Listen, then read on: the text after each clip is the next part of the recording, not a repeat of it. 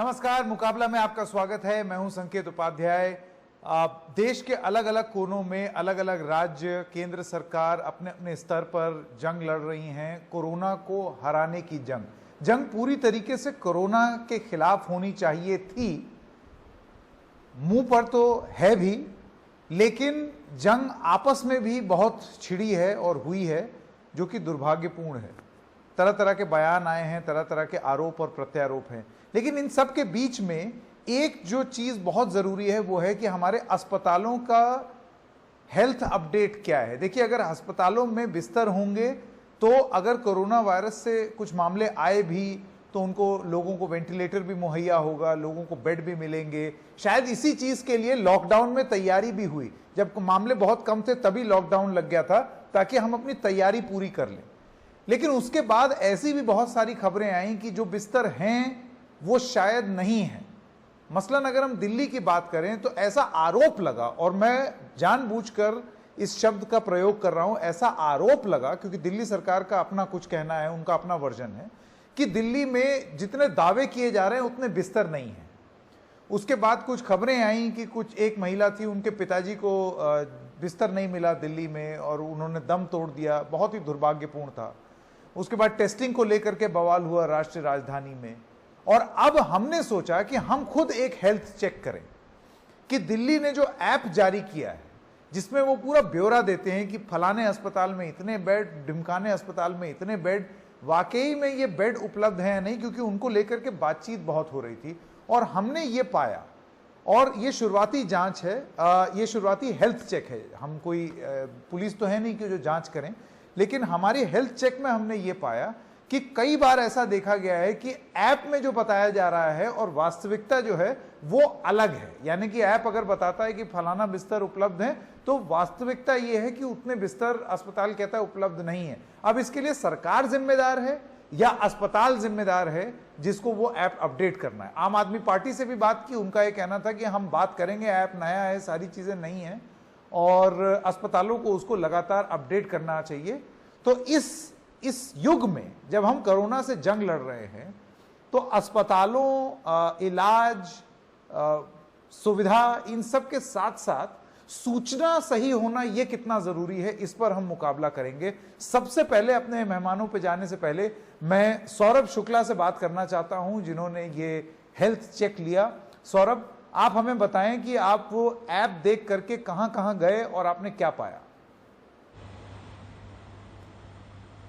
बिल्कुल, जैसे कि लगातार हम लोग, जैसे कि आपने भी कहा, काफी लोग ये आरोप लगाते रहे कि सरकार कह रही है कि बेड्स अवेलेबल हैं, ऐप में दिखा रहा है बेड अवेलेबल हैं, लेकिन अस्पताल मना कर दे रहे हैं। जिससे कई केस स्टडीज भी की हमने जिनमें मरीजों की मौत हो गई। तो हमने ऐप देखी और ऐप में देखा कि हमने शुरुआत की दिल्ली की होली फैमिली हॉस्पिटल से।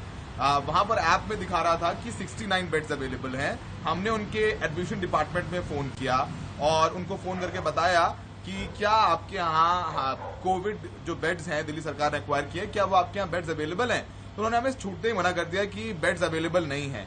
हमने उनसे पूछा, लेकिन मैंने ऐप में देखा और ऐप में तो दिखा रहा है कि आपके यहाँ 69 बेड्स अवेलेबल हैं। तो उन्होंने कहा कि नहीं, ऐप में जो डेटा दिखा रहा है वो गलत है, अपडेट नहीं है, अभी फिलहाल हमारे पास कोई बेड अवेलेबल नहीं है। संकेत, तो ये चौंका देने वाला है। और ये जवाब हमें होली फैमिली से नहीं मिला। हमने फोर्टिस में फोन किया। ऐप में दिखा रहा था कि 32 बेड अवेलेबल हैं कोरोना पेशेंट्स के लिए। हमने उनके एडमिशन डिपार्टमेंट को फोन किया, हमने उनसे पूछा कि देखिए हमें एक बेड चाहिए, कोविड हॉस्पिटल है, कोविड का एक बेड चाहिए। तो उनसे पूछा, उन्होंने बोला कि हमारे यहाँ कोविड का कोई बेड अवेलेबल नहीं है। तो हमने पूछा कि ऐप में तो उसमें दिखा रहा है कि 32 बेड अवेलेबल है, तो क्यों आप नहीं दे रहे हैं। तो उन्होंने बोला नहीं, ये ऐप में डेटा नहीं, गलत है और हमारे यहाँ कोई बेड अवेलेबल नहीं है, आप डिटेल दे दीजिए, हमारे पास खाली होगा तो हम आपको बुलाएंगे। यही बात मैक्स ने BL कपूर करके एक जो हॉस्पिटल है उसको भी एक्वायर किया है, तो उन्होंने कंबाइन कर लिया है। उनकी ऐप में डेटा जो था वो 200 के ऊपर था। संकेत, हमने उनको कॉल किया और उनसे हमने ऑन रिकॉर्ड पूछा कि क्या ये, देखिए मैं NDTV से सौरभ शुक्ला बोल रहा हूँ और हमारे साथ हमारे सहयोगी अक्षय डोंगरे भी थे, हम दोनों ही इन्वेस्टिगेशन कर रहे थे। तो हमने उनसे पूछा कि देखिए ये बेड दिखा रहे हैं। उन्होंने बोला नहीं, हमारे पास कोई बेड नहीं अवेलेबल है और ये जो ऐप में है वो डेटा गलत है। हमने उनसे बोला कि क्या आप ऑन रिकॉर्ड ये बता सकते हैं हमें। उन्होंने बोला कि हाँ आप ऑन रिकॉर्ड बताएंगे। उन्होंने ऑन रिकॉर्ड भी हमें बताया कि जो ऐप में जो डेटा दिखा रहा है वो गलत है और हमारे पास कोई भी बेड अवेलेबल नहीं है। बाद में उन्होंने ऐप में अपडेशन करके वहां पर ये इसको पूरा तरीके से शून्य कर दिया। हमने दिल्ली सरकार को अप्रोच किया कि हमने कहा देखिए ये इन्वेस्टिगेशन किए हैं हमने, और ये रिस्पांस है आपके जो दिल्ली सरकार ने क्या बताया ये बताइए। वास्तविकता तो कुछ और है। जी बिल्कुल, दिल्ली सरकार के राघव चड्ढा थे, उनको हमने पूरा इन्वेस्टिगेशन बताया और दिखाया भी। उन्होंने कहा कि पहले एनडीटीवी को उन्होंने अप्रिशिएट किया कि आप लोग ऐसा करें। उन्होंने कहा कि अरविंद केजरीवाल इन लोगों ने जो लॉगिन आईडी और पासवर्ड है जिसमें ऐप को अपडेट करना होता है वो उन्होंने प्राइवेट हॉस्पिटल्स को दे दिया है और वो अपडेशन कर सकते हैं।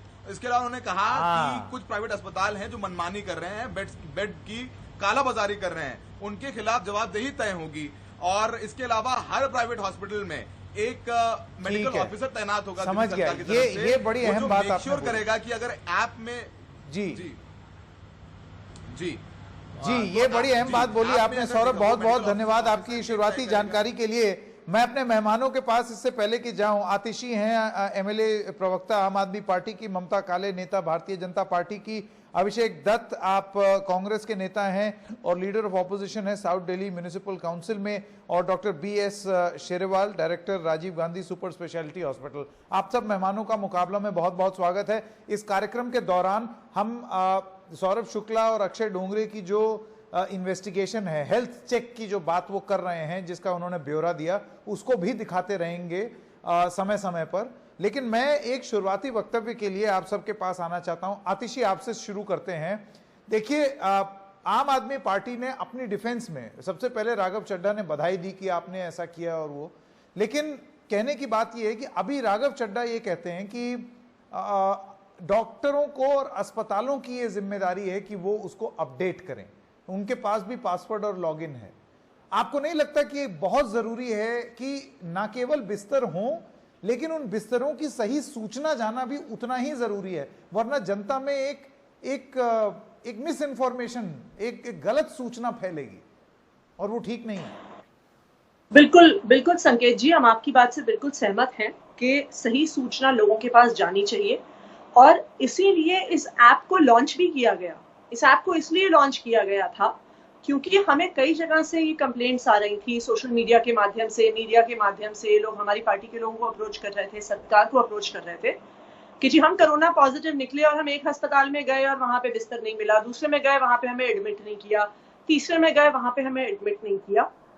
तो जब हम इस समस्या को देखने गए कि भाई क्यों नहीं एडमिट कर रहे हैं अस्पताल, तो ये समझ में आया कि कई लोग ऐसे अस्पतालों को अप्रोच कर रहे थे जिनके पास बेड्स ही अवेलेबल नहीं थे। तो इसी कारण से ये पब्लिक डोमेन में ऐप और डैशबोर्ड डाला गया है। मुझे नहीं लगता कि पूरे देश में ऐसा पब्लिक डैशबोर्ड होगा जहां पे जनता इसको देख सकती है। पर आतिशी, अगर ऐप में सूचना सही नहीं होगी तो उस ऐप के होने का क्या फायदा? ये तो पर्पस ही डिफीट हो गया। दूसरी बात संकेत जी, सुन तो लीजिए एक मिनट। दूसरी बात, इस ऐप को लॉन्च हुए 3 दिन हुए हैं, और जैसा कि आपको राघव जी ने भी बताया, देखिए ऐप का डेटा कहां से आ रहा है? ऐप का डेटा आ रहा है जो डेटा अस्पताल हमारे पोर्टल पे डालते हैं। अब अस्पताल भी कानून के अनुसार, एपिडेमिक एक्ट के अनुसार, अभी डीडीएमए एक्ट भी देश में लगा हुआ है, उसके अनुसार जो आदेश दिल्ली सरकार ने पारित किए हैं उसके अनुसार अस्पताल बाध्य होते हैं अपडेटेड डेटा सरकार को देने के लिए। तो इसलिए जब से हमने ये ऐप लॉन्च करी तो ये पता चलने लग गया कि शायद अस्पताल ठीक इन्फॉर्मेशन नहीं दे रहे थे, वरना पहले तो हम मान के चलते थे जो डेटा वो हमें पोर्टल पे दिल्ली सरकार को सबमिट करते हैं उसके पब्लिक होने से पहले हम ये मान के चलते थे वो डेटा हमें सही दे रहे हैं। लेकिन ऐप के पब्लिक होने की वजह से हमें भी पता चल गया कि जो डेटा डाला जा रहा है अस्पतालों द्वारा वो सही नहीं है, और जैसा कि आज केजरीवाल जी ने कहा, बिल्कुल उसे सही करने का प्रयास हो रहा है पिछले 2 दिन में। लेकिन ये सही होना बहुत जरूरी है। मैं ममता के पास जाना चाहता हूं। ठीक है, मैंने आपका शुरुआती वक्तव्य सुन लिया। आम आदमी पार्टी का और दिल्ली सरकार का ये कहना है कि वो ऐप एक सेवा है, सेवा भाव से उस ऐप को लाया गया है, लेकिन उस ऐप को सफल होने में हेल्थ चेक ये बता रहा है कि जो ऐप में लिखा है और जो जमीनी हकीकत है वो भिन्न है, वो अलग है। लेकिन उसके लिए जिम्मेदार कौन है? दिल्ली सरकार का कहना है कि भाई अस्पताल अगर उसको ठीक तरीके से अपडेट नहीं करेगा तो फिर वो ऐप फेल हो जाएगा। इसीलिए मेरा बुनियादी प्रश्न ये था कि आप इस जंग से लड़ने के लिए सही सूचना कितनी जरूरी है। मैं आतिशी आपके पास वापस आऊंगा, ममता काले के पास चलते हैं बीजेपी की, और अभिषेक दत्त के पास भी एक एक करके। ममता, आपसे आपकी प्रतिक्रिया जानना चाहेंगे। जी संकेत जी, अभी आतिशी जी ने बड़ी अच्छी बात बोली, और देख रहे हैं 2-3 दिन से महिमा मंडन चल रहा है इस ट्रैकर ऐप का, और ये बात अभी इन्होंने बोली कि पूरे हिंदुस्तान के अंदर दिल्ली पहला राज्य बना है जिसने एक ऐसा अद्भुत ऐप जो है लॉन्च किया है, जिसके जरिए अब लोगों को परेशान नहीं होना पड़ेगा और उनको पता चल जाएगा कि किस हॉस्पिटल में कहाँ बेड्स खाली हैं। इनका ऐप तो दिखाता है कहाँ पर कितने बेड खाली हैं, किंतु उसके बाद एडमिशन डिनाई कर दिया जाता है। ये कहते हैं कि 3 दिन हुए हैं हमें इस ऐप को लॉन्च किए हुए, और इन्होंने ये दावा किया था कि अब जो है किसी की मृत्यु नहीं होगी, लेकिन आंकड़े जो हैं वो कुछ और कहते हैं। पिछले 24 घंटों में 1330 मौतें हुई, 1330 कोविड पॉजिटिव लोग पाए गए हैं, और 24 घंटे में 25 मौतें हुई हैं। 24 घंटे में 25 मौतें, ये पिछले 24 घंटों की बात है। तो क्या दर्शाता है इनका ये जो ट्रैकर जो ऐप है, कि वो जो है सही सूचना और जिस इंटेंशन से इन्होंने बनाया है वो कार्य ये कर भी रहे हैं कि नहीं कर रहे हैं। इसके अलावा आप देखिएगा कहीं पर भी एक बेचारा धर्मेंद्र है जिसको दिल्ली के जो जितने भी हॉस्पिटल्स हैं वो भगाते रहे, उसकी भाभी को एडमिशन नहीं मिला, भाभी मर गई। नंदन जी हैं, उनको हाई कोर्ट का दरवाजा खटखटाना पड़ गया संकेत कि मुझे प्लीज बिस्तर दिला दीजिए दिल्ली सरकार, तब तक लेकिन मृत्यु हो गई मरीज की। इसके अलावा जो अमरदीप जो लड़की है उसने तो अरविंद केजरीवाल को लगातार ट्वीट पे डालती रही, लेकिन फिर ममता, भी आप बहुत स्पेसिफिक इंस्टेंसेस दे रहे हैं उन लोगों की जिनको ये परेशानी हुई है। मैं जल्दी से एक राइट टू रिप्लाई के पास आतिशी के पास जाना चाहता हूं। आतिशी, ये लोग वो लोग हैं जिनको जमीन पे तकलीफ हो रही है, और शायद जिस मकसद से आपने ऐप जारी किया था वो मकसद पूरा नहीं हो रहा क्योंकि वो जानकारी सही नहीं है।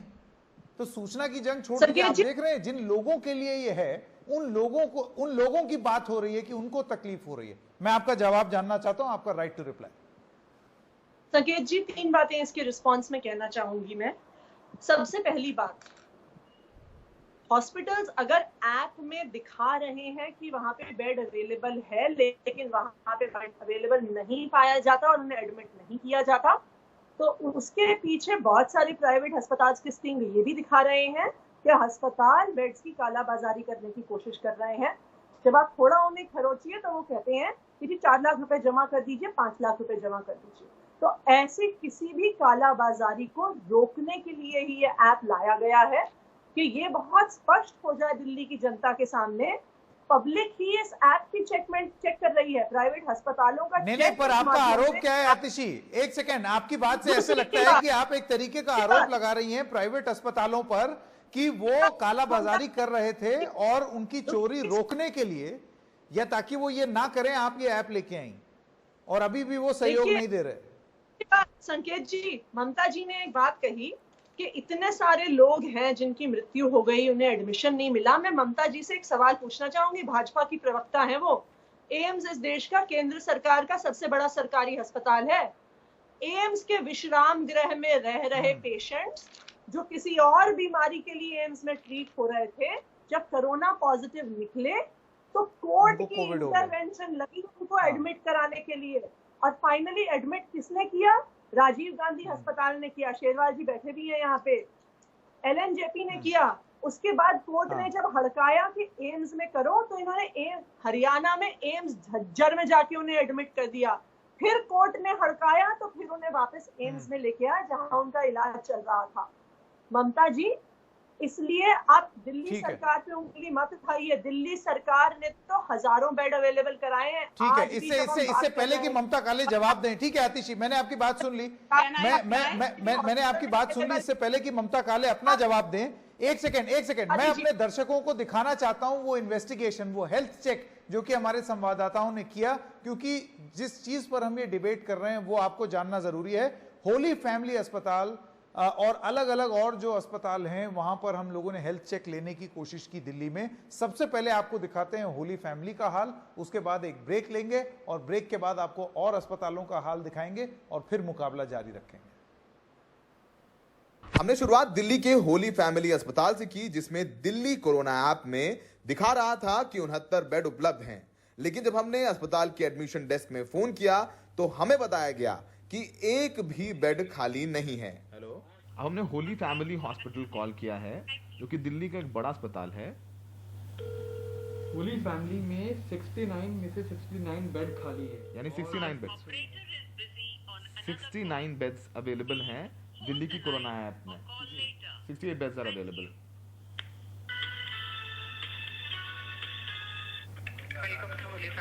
हाय ma'am, good afternoon, this is Saurabh Shukla ma'am. Ma'am, आपके यहाँ कोरोना के बेड्स अवेलेबल हैं? Sir, I will connect your call in admission department. Thank you ma'am, thank you ma'am. Hi sir, this is Saurabh Shukla. Sir, आपके यहाँ होली फैमिली हॉस्पिटल में corona के beds available हैं? As of now, तो beds available नहीं है, it's full. सारे full हैं sir beds? Yes, yes. Sir, app में तो 69 दिखा रहे हैं। The apps are not getting updated. So apps से देख के नहीं पता चल सर। अगर हम लोग ऐप में देख के, लोग तो ये ऐप में देख के आ रहे हैं ना सर। हाँ, that's what I'm trying to tell you. So sir now मतलब होली फैमिली में 69 बेड्स दिखा रहे हैं, वो अवेलेबल नहीं है अभी फिलहाल। ठीक है sir, thank you, thank you. So that was Holi families admission department. उन्होंने ऐप पे दिखाया हुआ है कि 69 बेड्स अवेलेबल हैं, और असलियत में उन्होंने कहा कि एक भी बेड अवेलेबल नहीं है। Exactly. और ये पूरी कॉन्वर्सेशन हमारी उनके एडमिशन डिपार्टमेंट के साथ हुई है। उन्होंने बोला है कि ऐप को हमने अपडेट नहीं किया, अपडेट नहीं हो रही है, हमें नहीं पता। So that is the reality of Holy Family And it's Hospital. very in Delhi. distressing because the patients in fact are checking this application very religiously, and when they go to that particular hospital in emergency especially, they are turned away saying that the beds are not empty and the And- app is not getting updated. So who is responsible? That is That's 69 beds. तो ये हकीकत है Holi family hospital की। बिल्कुल।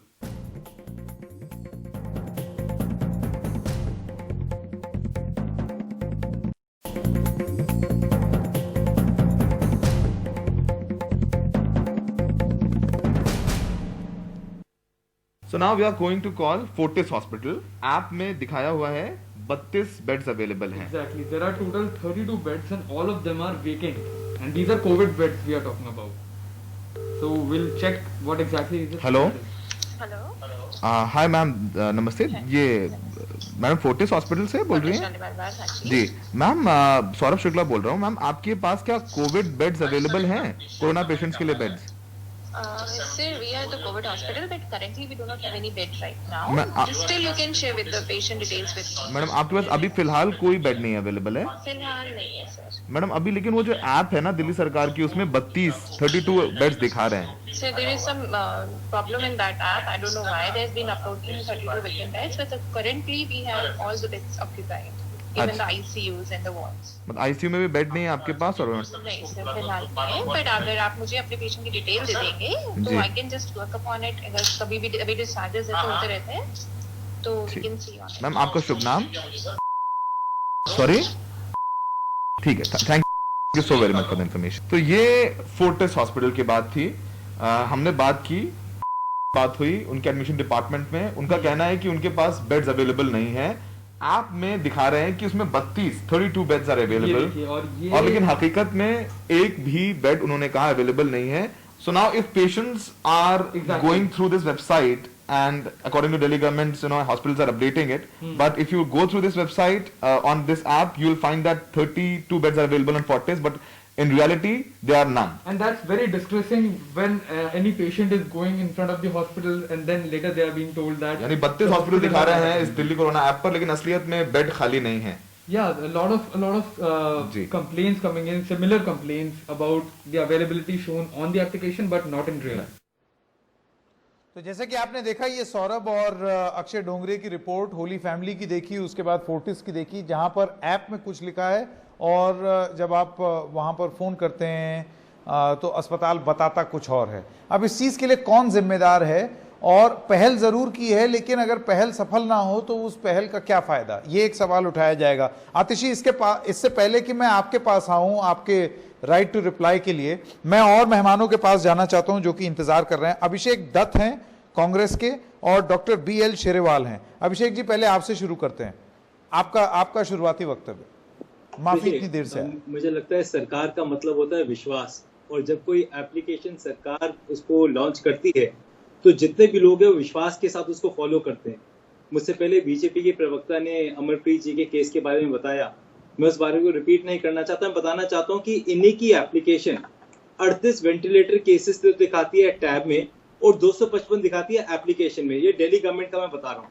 और आप देखिए कि आज दिल्ली के अंदर 3,899 जो पेशेंट्स हैं वो हॉस्पिटल में हैं, 11,412 लोग होम क्वारंटीन कर रहे हैं। दैट मीन्स 15,311 इस समय पे कोविड पेशेंट दिल्ली के अंदर एक्टिव हैं। केजरीवाल जी ने बात करी थी 30,000 बेड्स की, जो उनका पहला, अगर आपको याद होगा 5T की बात करी थी, उनका 30,000 बेड्स का अरेंजमेंट है, ये तो उसका आधा है।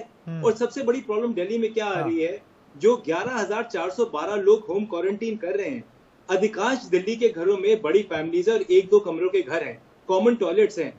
हम ये नहीं रियलाइज कर रहे कि आने वाले टाइम में वो किस स्पीड से आगे बढ़ेगा।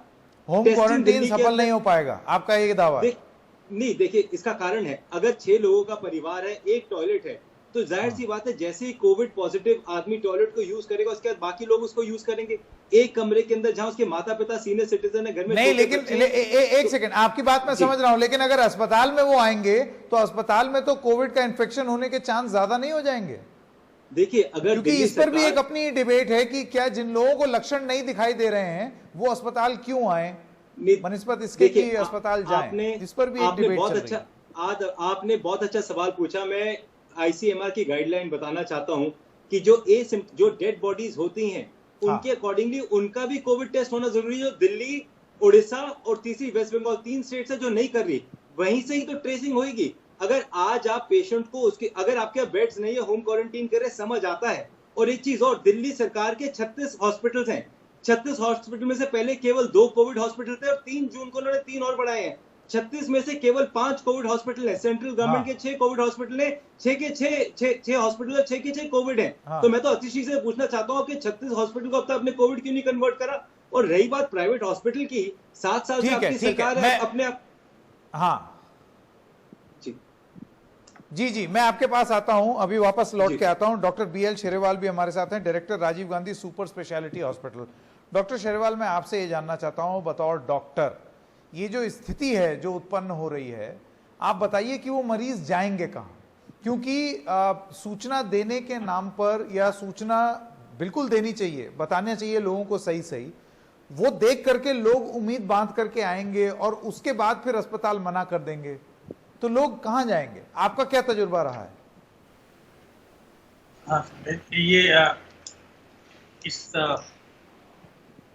मैं एक्चुअली एज ए डॉक्टर बड़ी विनम्रता से कहना चाहूँगा कि डॉक्टर को सबसे ज़्यादा जो इम्पोर्टेंट है वो है पेशेंट की जान कैसे बचाई जाए। तो हमारा जो अक्सर दिक्कत होती है, जो अभी बात हो रही थी कि कोविड को ले करके हमारे जो लोग हैं वो बहुत ज़्यादा सेंसिटिव हैं और इमीडिएटली रिपोर्ट आते ही तो सबसे पहला काम ये होता है वो हॉस्पिटल की तरफ बात करेंगे और वहाँ पर कोशिश करते हैं कि वहाँ की सुविधाएं का उपयोग करें।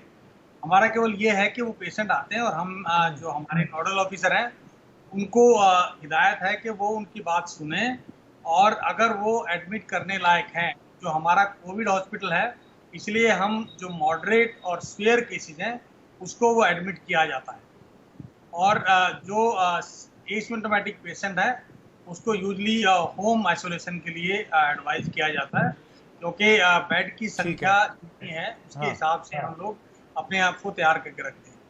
और जहाँ तक बात है बिल्कुल एक्सपीरियंस का, बहुत सारे डिफरेंट तरह के एक्सपीरियंस डेली होते हैं और ये देखने में भी आता है कि पेशेंट अक्सर एम्बुलेंस लेकर गेट पे या ड्राइज एरिया में और कई बार पेशेंट को उतार के चले जाते हैं, तो वो तब थोड़ा सा संवेदनशील रहता है मामला और इसलिए कई सारे ऐसी चीज़ें हुई है कि हमने पेशेंट को अंदर लेना पड़ा और कई बार जब पेशेंट नॉन कोविड होते हैं तो वो आज से पहले नॉन कोविड हॉस्पिटल में चले जाते हैं।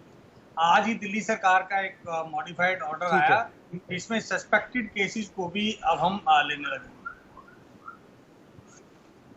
ठीक है। मैं ममता काले आपके पास वापस आना चाहता हूं और लास्ट में आतिशी से भी उनका रिस्पांस लेंगे।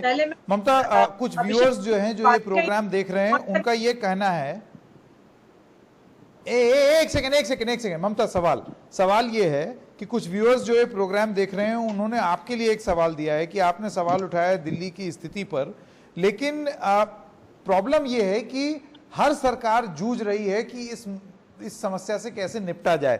उनका ये कहना है कि एक गर्भवती औरत, एक गर्भवती महिला, वो उन्होंने दम तोड़ दिया जब 13 घंटे तक उनकी एम्बुलेंस पूरे ग्रेटर नोएडा भर में घूमती रही, जब सारे अस्पतालों ने एक एक करके, करीब आधा दर्जन अस्पताल ने मना कर दिया। ये दिल्ली की घटना नहीं, यूपी की घटना थी। हालांकि मैं इस चीज में विश्वास नहीं रखता हूं कि एक अगर गलत कर रहा हो तो दूसरा भी, अगर आप उसकी भी गलत बात बोल रहे हैं तो वो आर्ग्यूमेंट सही हो जाता है, लेकिन जरा इसका जवाब दे दें। देखिए संकेत, जहां तक ये प्रश्न है, मुझे बहुत दुख है जो गर्भवती महिला की वहां पर मृत्यु हुई है, और किसी भी राज्य में ऐसा होना नहीं चाहिए। ये राजनीति का विषय है ही नहीं। जहां तक दिल्ली के जो मैंने प्रश्न उठाए हैं वो जेन्युइन प्रश्न है, और इस बात पर प्रश्न उठाए गए हैं कि ये बेस्ट सीएम कॉन्टेस्ट नहीं हो रहा है। अगर आपने एक ट्रैकर ऐप बनाया है तो कृपया आप उस ऐप में डेटा भी डालिए, उसमें सही जानकारी भी दीजिए। देखिए, आज मैं एक चीज और पूछना चाहती हूँ, आपने मेरा असल में अभिषेक जी ने मेरे प्रश्न का जवाब दे ही दिया। आरोग्य सेतु ऐप से भी की जाएगी, आप मानेंगे ये बात? मुझे एक मिनट मुझे संकेत जी, प्लीज संकेत जी थोड़ा खत्म करने दीजिए, बड़ी कृपा रहेगी आपकी। मैं यही इनको बोलने वाली थी कि जब दिल्ली में एक भी दिल्ली सरकार का हॉस्पिटल कोविड के लिए नहीं था, तब आरएमएल हॉस्पिटल ने अपनी जिम्मेदारी निभानी शुरू कर दी थी। और दिल्ली में इतने सारे राज्य सरकार के अस्पताल हैं, क्यों उनको कोविड में पॉजिटिव नहीं, उसमें कोविड हॉस्पिटल्स में क्यों कन्वर्ट नहीं किया जाता? दूसरी बात, मोहल्ला क्लिनिक जो इनका इतना पेट प्रोजेक्ट था, जिसको ये कहते थे कि एम्स के दर्जे के मोहल्ला क्लिनिक है, आज मुझे आप 5 मोहल्ला क्लिनिक दिखा दीजिए जो क्वारंटीन सेंटर ही बन जाए। और ठीक है, चलिए ये सवाल पूछ लूं, ये बड़ा वैलिड सवाल है, ये बड़ा वैलिड सवाल है। चलिए मोहल्ला क्लिनिक वाला सवाल मुझे वैलिड लगा। हाँ जल्दी से संकेत, एक छोटी सी चीज और मैं बोलना चाहती हूँ। देखिए, अभी होम क्वारंटीन सेंटर्स की बात हुई है, मुझे लगता है कि होम क्वारंटीन में दिल्ली में लोग फिर भी सेफ होंगे, क्योंकि, और संकेत जाइएगा, ये चेक कीजिएगा आप, शहादरा गेट नंबर 4 में यमुना क्रीड़ा स्थल में दिल्ली की सरकार ने एक क्वारंटीन सेंटर बनाया, उसकी फोटो है ये। देखिए आप, ये सड़क में जहां पे मैनहोल खुला हुआ है वहां पर लोग भोजन कर रहे हैं, ये एक फोटो है। दूसरी फोटो, इस तरीके का भोजन उनको वहां पर दिया जा रहा है। तीसरी आवश्यक बात जो मैं आप लोगों को बताना चाहती हूँ ये है कि अगर वहां पर कोई इन फोटोज को भेजता है तो उनकी पिटाई होती है। राइट टू रिप्लाई ले लें। नहीं बिल्कुल, आपने 2-3 चीजें बड़ी अहम उठाई हैं, आरोप लगाए और एक फोटो भी दिखाई है, एक राइट टू रिप्लाई इस पर होगा। आतिशी, मैं आपके पास आना चाहता हूँ। आपकी जो मोहल्ला क्लिनिक है वो कहाँ चली गई? आपके अस्पतालों के दावे वो कहाँ चले गए? ये जो आपने कोविड सेंटर्स बनाए रिलीफ के लिए, उसके बारे में ममता काले जो फोटो दिखा रही हैं, आपका राइट टू रिप्लाई जल्दी से, फिर ब्रेक लेना। देखिए संकेत जी, मैं 4 चीजें कहना चाहूंगी, बीच में मुझे टोकिएगा मत। पहली बात, होम आइसोलेशन पे अभिषेक दत्त जी ने सवाल उठाया, बिल्कुल सही बात है। बहुत सारे ऐसे घर हैं जिसपे होम आइसोलेशन संभव नहीं है, और उन्हीं के लिए कोविड केयर सेंटर्स पूरी दिल्ली में बनाए गए हैं, जिसमें 5,500 बेड अवेलेबल है। जिनके घर में होम आइसोलेशन की सुविधा नहीं होती है, उनकी और उनके परिवार को कोविड केयर सेंटर्स में रखा जाता है। ना सिर्फ पेशेंट को, उनके परिवार को भी रखा जाता है। दूसरी बात, क्यों मोहल्ला क्लिनिक नहीं बने? ये तो बहुत ही इलॉजिकल सवाल है संकेत जी। एक कमरे का पोटा कैबिन होता है मोहल्ला क्लिनिक। क्वारंटीन सेंटर्स बहुत बड़ी बड़ी बिल्डिंग्स में बनते हैं, होटल्स में बनते हैं, पुलिस सेंटर्स में बनते हैं, स्कूल्स में बनते हैं, जहाँ पे आप लोगों ने बड़े-बड़े मोहल्ला क्लिनिक को खोले हुए हैं। अरेंजमेंट भी होता है। ममता जी ऐसी इलॉजिकल बात मत करिए। एक करके एक सेकंड। कोरोना सेंटर, ममता जी अब चुप रहिए आप थोड़ी देर। दिल्ली सरकार के कई अस्पतालों को कोविड हॉस्पिटल बनाया गया है, एलएनजेपी को बनाया है, जीटीबी को बनाया गया है, राजीव गांधी को बनाया गया है, दीनचंद बंधु को बनाया गया है, लेकिन स्वाभाविक बात है कि सारे अस्पताल कोविड अस्पताल नहीं बन सकते हैं, क्योंकि वरना और किसी बीमारी का इलाज दिल्ली में बंद हो जाएगा। लोग, हार्ट अटैक आज भी लोगों को हो रहा है, किडनी की समस्या आज भी लोगों को हो रही है, गर्भवती महिला मेरा वो सारी बातों से मैं सहमत हूँ, लेकिन मेरा ऐसा कहना है, मुझे एक छोटी सी ब्रेक लेनी पड़ेगी। अभी ब्रेक के बाद हम आगे चल के क्या आगे चल के क्या सोल्यूशन हम दे सकते हैं दिल्ली के लोगों को। यह भी कहा जा रहा है कि सिर्फ दिल्ली पर ही इतना फोकस क्यों नहीं। मैं कह रहा हूं दिल्ली पर भी फोकस और जगह पर भी फोकस होना चाहिए कि आप जो भी प्रयास करने की कोशिश कर रहे हैं वो प्रयास सफल है या नहीं है, इस पे तो चर्चा होगी। इसीलिए दिल्ली में अगर ये ऐप लाया गया है एक सोल्यूशन की तरह, और अगर वो सोल्यूशन नहीं प्रोवाइड कर पा रहा है तो उस पर डिबेट होना लाजमी है। हम एक छोटे से ब्रेक के लिए रुक रहे हैं। ब्रेक के बाद जब आएंगे तो हम अपने सारे पैनलिस्ट से पूछना चाहेंगे कि ये जो सोल्यूशन दिया गया है इसको बेहतर करके और अच्छे अच्छे सोल्यूशन, ताकि हम ढंग से लड़ सकें। देखिए, लड़ाई को सबसे आगे रखना है, क्योंकि अगर हम इस सब चीज में निकल गए, जो भी हम फॉल्ट फाइंडिंग कर रहे हैं, जो हमारी इन्वेस्टिगेशन है, उसका उद्देश्य यह है कि किसी और आदमी की मौत ना हो जाए या गलत सूचना की वजह से दिक्कत ना हो जाए। एक छोटे से ब्रेक के लिए रुक रहे हैं, अभी हाजिर होता है।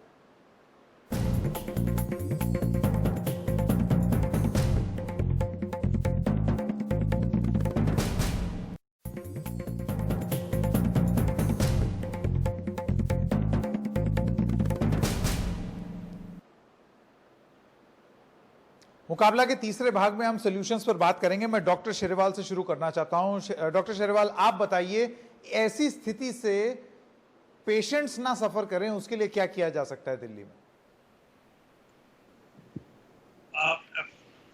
देखिए, ऐप का जहाँ तक सवाल है और उसका यूटिलिटी का जो सवाल है, पेशेंट्स को डेफिनेटली उससे फायदा होगा और उसके ऊपर जानकारी दुरुस्त रहनी चाहिए। और क्योंकि पेशेंट को खासतौर पर रात को ज़रूरत के वक्त अगर ये पता लगता है कि कहाँ पर बेड खाली है, आईसीयू का बेड हो या नॉर्मल बेड हो, तो वो इमीडिएटली उस पेशेंट को वहाँ पर लेके जा सकते हैं। जानकारी ठीक होनी चाहिए।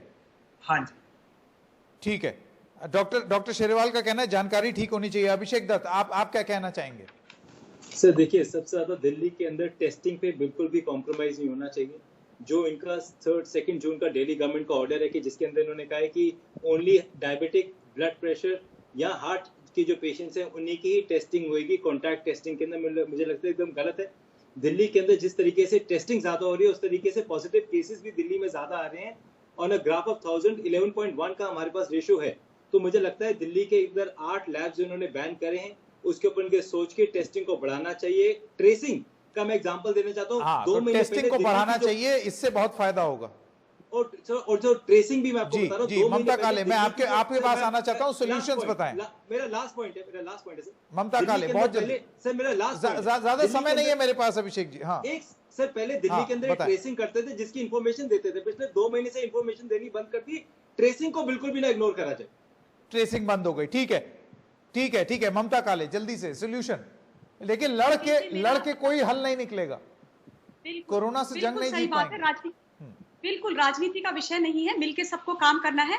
आतिशी जी से निवेदन करूंगी कि जो अभी मैंने यमुना क्रीड़ा स्थल के जो क्वारंटीन सेंटर की स्थिति दिखाई है, जहां पे जानवरों से भी बदतर इन्होंने लोग रखे हुए हैं, 4-4 हजार, जहां से एक व्यक्ति अभी 15 दिन पहले कोविड का पेशेंट मर के निकला। बिल्कुल से, अगर ये सच है जो तस्वीर आप दिखा रहे हैं तो उस पर तुरंत एक्शन होना चाहिए और इस तरीके से अगर इम्प्रूवमेंट कर दें तो बेहतर हो। आतिशी मान लेना, मेरे पास एकदम समय खत्म हो रहा है, मैं आपके पास आना चाहता हूँ जल्दी से। संकेत जी, ममता बोलिए, झूठ मत बोले। जो सारी फोटोज वो आ रही है वो कुछ दिन पहले फेक न्यूज व्हाट्सएप पे घोषित हो चुकी है, पहली बात। दूसरी बात की जो बात है, दिल्ली देश में सबसे ज्यादा टेस्टिंग कर रही है। आतिशी, हाँ, दिल्ली पूरे देश में सबसे ज्यादा टेस्टिंग कर रही है। 12,000 टेस्ट पर मिलियन है। पूरे देश की नेशनल एवरेज से 4.5 गुना ज्यादा, जहाँ पे बीजेपी और कांग्रेस नहीं, लेकिन लैब वालों से लड़ाई भी दिल्ली में हो रही है। ये जो ऐप आपने जारी किया है इसमें जानकारी भी गलत दिल्ली में ही हो रही है। जो गलत है वो है। मुझे रिप्लाई दे रहे हैं। जो ऐप की बात है उससे अस्पतालों की, निजी अस्पतालों की, प्राइवेट अस्पतालों की कालाबाजारी सामने आई है। उन पे सख्त से सख्त कार्रवाई करी जाएगी।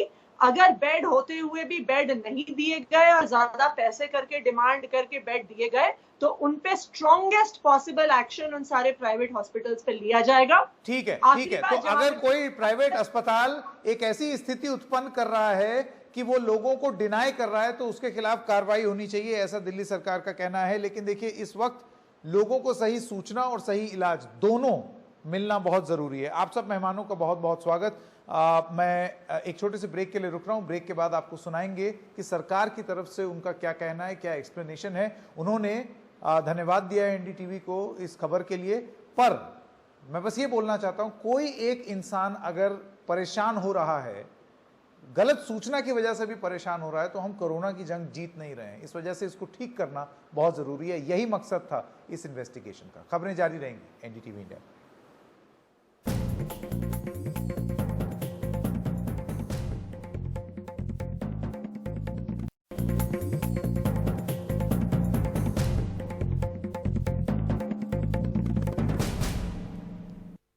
एनडीटीवी के इन्वेस्टिगेशन पर आपका क्या कहना है? देखिए, पहले तो मैं आपको बधाई देता हूँ। आप जैसी इन्वेस्टिगेशन करते हैं उस इन्वेस्टिगेशन की बदौलत काफ़ी ऐसी जानकारियाँ भी सामने आती हैं जो जानकारियाँ हो सकता है पब्लिक डोमेन में ना हो। अभी शुरुआत करी है इस ऐप की, अभी कुछ ही दिन पहले इस ऐप को लॉन्च किया, तो शुरुआत में जो एक टीदिंग प्रॉब्लम आती है वो थोड़ा सा समस्याएं कहीं ना कहीं आ रही है, उसके पुर्जे टाइट कर रहे हैं हम।